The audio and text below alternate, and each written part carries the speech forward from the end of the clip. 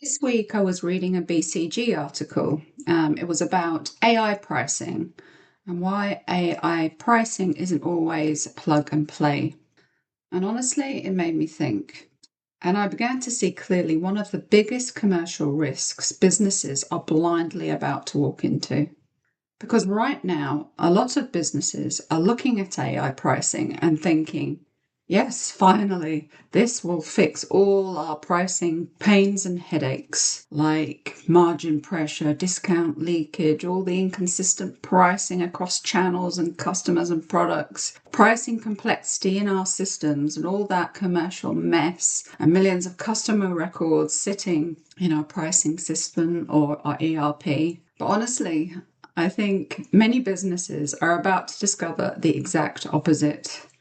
Because if a business really has all these margin leakage and pressures, weak governance and poor pricing logic, then AI may not actually reduce margin erosion. It's probably going to accelerate it. And I don't think enough leadership teams fully understand that risk yet. Hello and welcome to the Pricing College podcast. I'm Joanna Wells, founder and director of Taylor Wells Advisory, and we help businesses improve margin through better pricing strategy by fixing how pricing actually works commercially and operationally inside the business. And this episode is part of our pricing transformation series. The real problem here is that a lot of businesses are hoping AI helps them avoid doing the hard pricing yards, when actually a pricing transformation takes a lot of hard work and effort.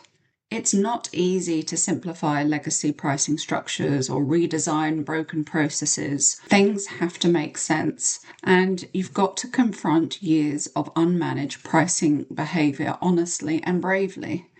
Because most pricing problems don't suddenly appear overnight. They've built up very slowly over years through things like, customer exceptions, tactical discounts, overrides, rebates, legacy systems, the compromises people make when they're doing deals, the workarounds that are layered on top of other workarounds. And eventually, businesses do reach a point where nobody fully trusts the pricing structure anymore.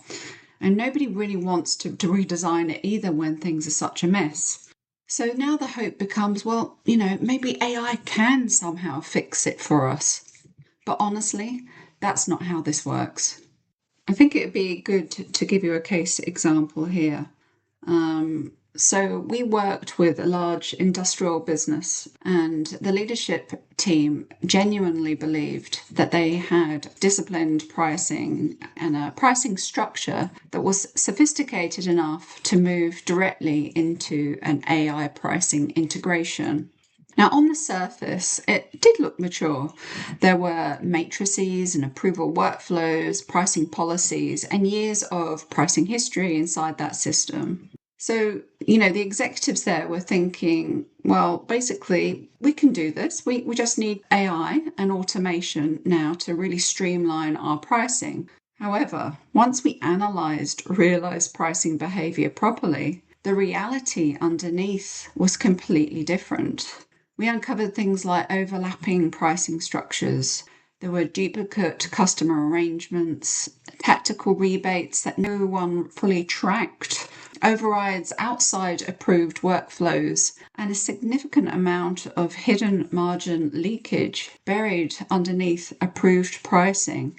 And honestly, nobody could fully explain things like, why certain customers were on certain pricing, or how some net prices were actually being calculated, or how much margin erosion was quietly accumulating over time at a transactional level. So the executives of this business were thinking, and quite rightly, that they had a fairly sophisticated pricing capability, because in many respects it was sophisticated. They believed, however, that it was only being held back by the antiquated ERP that was holding it all together.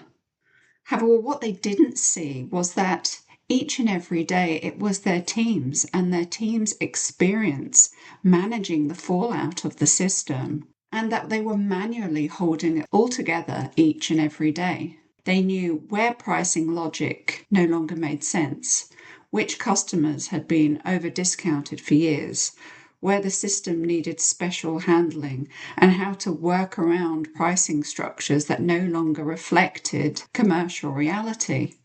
It was the team, the people in that business that had become the governance system, not the ERP or the pricing system.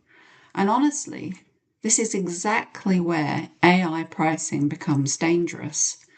Because once AI starts automating pricing decisions at scale, it also starts automating the inconsistencies, the overrides, the gaps, the weaknesses, the leakage, and the dysfunction already sitting underneath the business.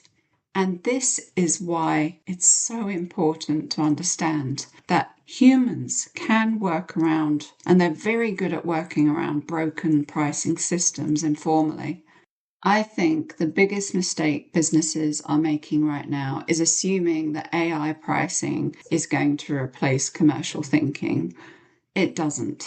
AI scales whatever logic already exists, and that includes the dysfunction. And I strongly believe now more than ever that AI is increasing the need for good teams and commercial thinking and problem solving. Because once AI starts making pricing recommendations at scale, all the things I've discussed, that impact of weak governance, poor segmentation, inconsistent value logic, unmanaged discounting becomes much bigger commercially. I think businesses are massively underestimating how much margin leakage and pricing inconsistency has already become embedded into normal commercial behaviour because AI has already automated it. Think of AI pricing as being a bit like putting a Formula One engine into a car with damaged steering. Sure, the car becomes faster, but the steering is unstable and the brakes are unreliable and the dashboard can't tell you that your car is low on fuel. So the problem isn't speed anymore. The problem becomes how quickly the business loses control of its number one profit driver. AI pricing is not a technology project. Integrating AI into the business is not an IT integration project. It's a commercial capability project. It's a pricing maturity project. It's a governance project. It's transformation. Because if businesses don't have trusted, value-based pricing frameworks, strong segmentation, clear pricing accountability, clear value logic, then all AI does is automate leakage, overrides, workarounds, and inconsistencies, which is why you cannot automate pricing governance that does not exist. I think businesses are still underestimating how serious this could become commercially. Because once pricing becomes difficult to explain, inconsistent, complex, disconnected from value, trust starts eroding very quickly. And once customers stop trusting pricing, or your sales team stops believing or trusting in your pricing, margin erosion usually isn't far behind. AI can amplify that much faster than businesses realize. I think executive teams are asking the wrong question. They're thinking and asking, how quickly can we implement AI pricing? But the better question is, what pricing leakage and dysfunction are we about to automate at scale? Because those are two very different conversations.